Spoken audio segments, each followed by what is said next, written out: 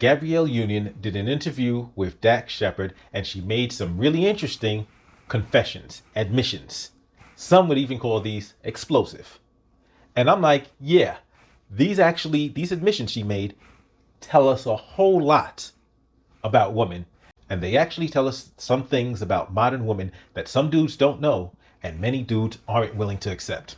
Welcome to Escaping the Echo Chamber. So Gabrielle Union did this interview, and the portion, it's over a 3 hour long interview, but the portion that's just been everywhere, that everybody's talking about, especially in the manosphere, is the part where she talks about her ex-marriage, her ex-husband, her former marriage to a football player. I forget his name. And quite frankly, the way she talks, she may have forgotten his name as well. But one of the things she said was she wasn't the best wife.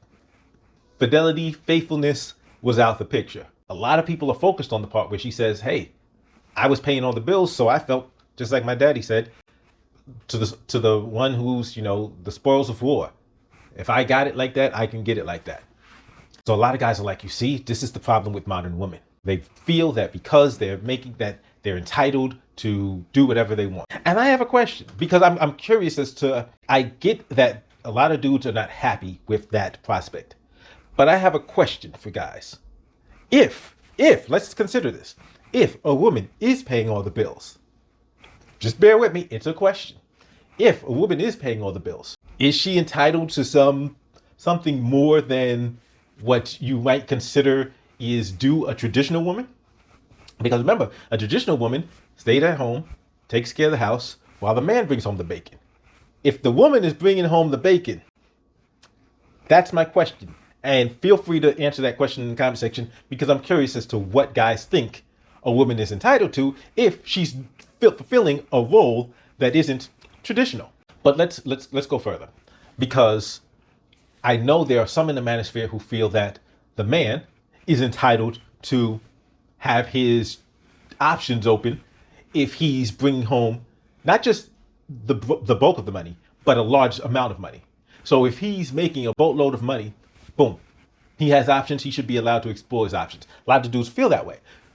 So that's why I asked the question, because if that applies to the man when he's making a boatload of money, does it apply to women when they're making a boatload of money? Because this was while she was a highly sought after actress, was getting heavy roles in the industry. I have a feeling that some of the pushback will be along these lines. Some of the pushback will be that, but here's why it doesn't work for women.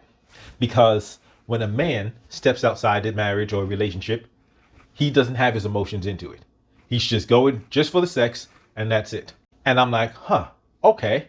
But you'll say that when a woman does it, she has to have her emotions attached to the sex. But let's take a look at this. Because in this instance, Gabrielle Union is talking about how she did this. And she did not say anything. In fact, she explicitly said, like, I'm doing it because I can. And so she's like, he's doing it, so I'm doing it. I'm making money, so I'm doing it. And it's like, wait, she's not talking about any emotions attached to it. She's not talking about doing it because she's falling in love with somebody.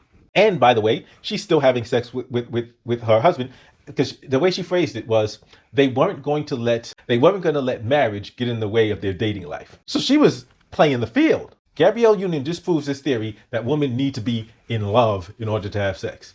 There's 1,000 other things that disprove that theory, but Gabrielle Union is one of those things, is a prime example disproving that. And I've said this before, because if you pay attention, you realize why that doesn't make sense. Why it never made sense that women needed to be in love with somebody to have sex with them. Because one night stands exist. Let's start with that. One night stands exist. So men aren't just going home by themselves in one night stand. It's men going over to a woman's crib, just smashing and leaving, or a woman going over to a guy's crib, smashing and leaving. Some are smashing before they leave the club. And that's just, they don't know names, never met the person before. They're smashing inside the club, in a bathroom, in a car, and just, that's it, they're ghost. That's not love on either side. Like, we really got to get rid of and dismiss this myth about women needing to be in love, because when you've got guys like Fresh and Fit pushing that narrative, there's generally two reasons I think that guys are pushing this narrative.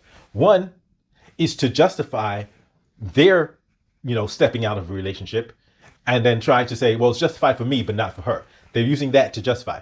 But there's another reason why I think guys are hanging on to that myth. A lot of guys hang on to that myth because they don't want to believe that their women are capable of just stepping out like that. They think, oh no, she has to fall in love with somebody. They want to believe that because they don't want to believe that the dude that just bumped into her and said something, said, oh, hey, how you doing, beautiful, at the grocery store. Like, they don't want to believe that she could just slide off, top him off, and then come back just because, she was feeling him at that moment. They don't want to believe that. They want to believe that it's something that has to be deeper. But that's not true. And quite frankly, women let guys believe it for that reason. I'm going to say this again. Women let guys believe that lie for that reason. Because they're like, oh yeah, no, I can't just have casual sex with somebody. It's got to be a deeper connection. This is the lie women will tell guys so that guys will not look at wait, that guy was, I just looked at him because he was, he's big and that's it. I have no further interest in him. It's just a thing, just a glance. That's all. Guys don't want to believe that glance could lead to so much more, could mean so much more. This is what I'm talking about. But this is why I think what Gabrielle did is expose more than a lot of people are willing to talk about. Because yes, she was acting in a way where, like I said, she said she wasn't a good wife. She said, I was not the best wife. In fact, she talked about how they went to therapy and the therapist was like, how did y'all get past the dating phase?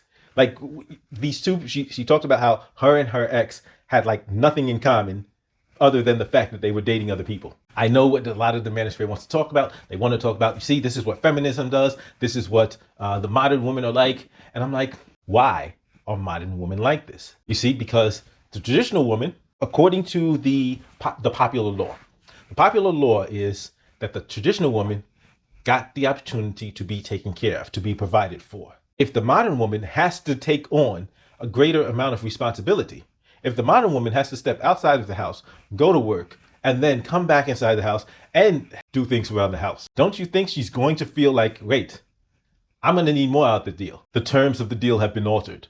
Pray I don't alter them any further. I mean, the terms of the deal have been altered. But this is the thing I have to say to guys, to the manosphere. Are you blaming women? Are you blaming modern women for this reality? Modern women are going out, are working, are making their own money, or making money and bringing money into the home. Sometimes they're making more money than the men. Are you blaming them for being in that position? And you'll say, I'm blaming men. I'm not going to blame men either. Now, yes, the reality is that a lot of men are not making enough money to sustain the entire household. They don't make enough to provide for yourself, your wife, and your kids, or yourself and your wife. Times is tough. Okay. But now, if that's not the woman's fault and it's not the man's fault, so if it's not that woman's fault, it's not that man's fault. It's a reality that it's harder to make a living and sustain a household. Maybe instead of blaming the woman or the woman blaming the men, people should start looking at who's actually responsible for the situation. Who's actually responsible for the fact that things are so much more expensive, that it's so much harder to pay bills, to raise a family. It's so much more expensive to take care of the basic needs and meet basic needs. And it's neither of your faults. It's neither of those two parties' faults why this is happening.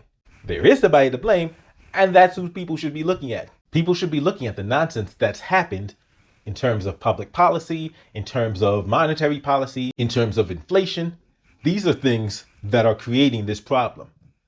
Now, people should look at that and be trying to figure out, okay, how do we address that? Regular women aren't responsible for this.